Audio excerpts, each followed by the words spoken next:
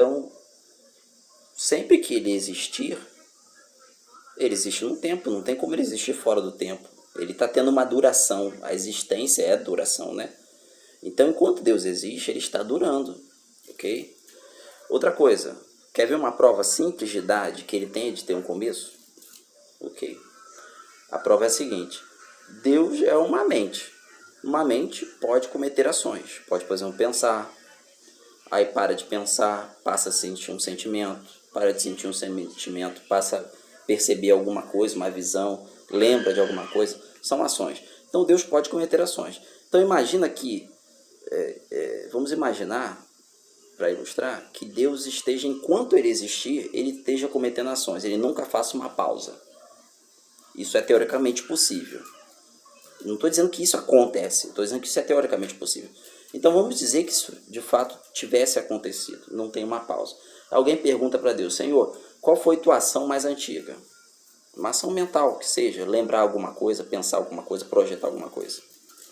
Então, como ele está o tempo todo cometendo ações, o que é teoricamente possível para alguma coisa que é uma mente, no caso Deus é uma mente, e ele é onipotente, então ele pode lembrar da mais antiga, e a mais antiga é passada. A mais antiga é passada. Então ele diga, por exemplo, que ele não queira, e ele queira falar a verdade. Então ele responde: a minha ação mais antiga, ilustrando, tá? Foi quando eu pensei em criar o mundo. No segundo seguinte, a pessoa faz a mesma pergunta para ele: Senhor, qual foi a tua ação mais antiga? Como ele está o tempo todo cometendo ações, e o tempo, e ele não tem um começo, então um segundo depois da primeira pergunta, ele já cometeu uma ação mais antiga ainda, porque o tempo ele não tem um início. Quer dizer que o tempo não para também, não só para frente, como também para trás. Ele já cometeu uma ação mais antiga ainda do que aquela. Vamos ilustrando, vamos dizer que essa ação mais antiga ainda foi quando ele pensou em criar o homem. Mas, ora, essa ação mais antiga que a primeira é ao mesmo tempo mais antiga e mais nova.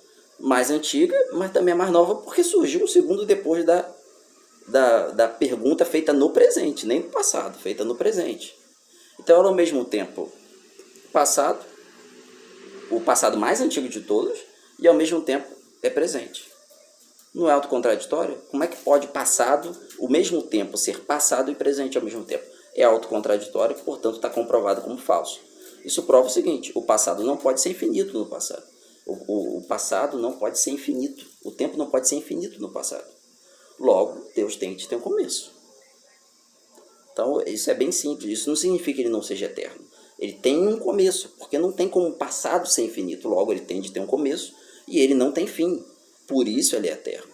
Então, não existe essa coisa de Jesus ter sido gerado, não na encarnação, mas ter sido gerado como que passasse a existir desde a eternidade agostiniana, porque nem existe essa coisa de eternidade agostiniana, posto que é impossível, conforme eu provei agora. Isso é uma prova, né? Isso não é um argumento que torne mais verossímil minha tese.